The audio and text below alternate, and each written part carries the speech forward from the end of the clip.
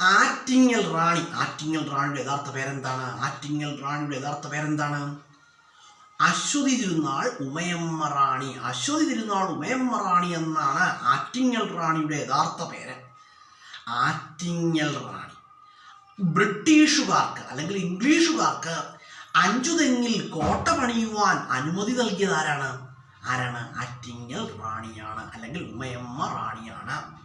അതുപോലെ ബ്രിട്ടീഷ് സാമ്രാജ്യത്വത്തിനെതിരെ പടപൊരുതിയ ആദ്യത്തെ ധീര വനിത ആരായിരുന്നു? ആറ്റിങ്ങൽ റാണിയാണ്, അല്ലെങ്കിൽ ഉമയമ്മ റാണിയാണ്. അതുപോലെ തന്നെ പറയുകയാണെങ്കിൽ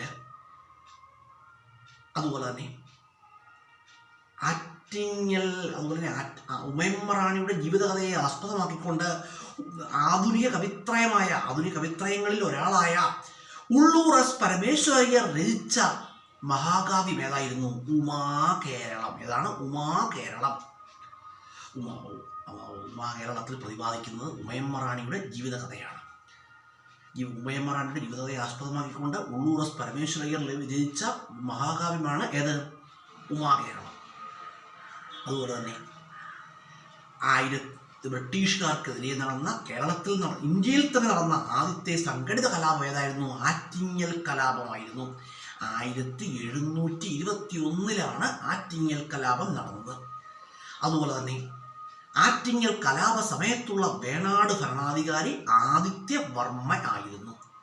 വേണാട് രാജവംശത്തിലെ ആദ്യത്തെ വനിതാ ഭരണാധികാരി ആരായിരുന്നു? ആറ്റിങ്ങൽ റാണിയായിരുന്നു. ആറ്റിങ്ങൽ റാണിയായിരുന്നു. ഇപ്പം ആറ്റിങ്ങൽ കലാപം എന്ന് പറയാൻ എന്താണ്? അതായത് ആറ്റിങ്ങൽ റാണിക്ക് പാരിതോഷികവുമായി പോവുകയായിരുന്ന ബ്രിട്ടീഷ് വ്യാപാര സംഘത്തിൽപ്പെട്ട 140 പേരെ തദ്ദേശീയർ വധിച്ച സംഭവമാണ് ആറ്റിങ്ങൽ കലാപം. ആറ്റിങ്ങൽ കലാപം നടന്ന വർഷം 1721. അതുപോലെ തന്നെ ആറ്റിങ്ങൽ കലാപത്തിൽ വധിക്കപ്പെട്ട ബ്രിട്ടീഷ് വ്യാപാര സംഘത്തലവനായിരുന്നു ആര്?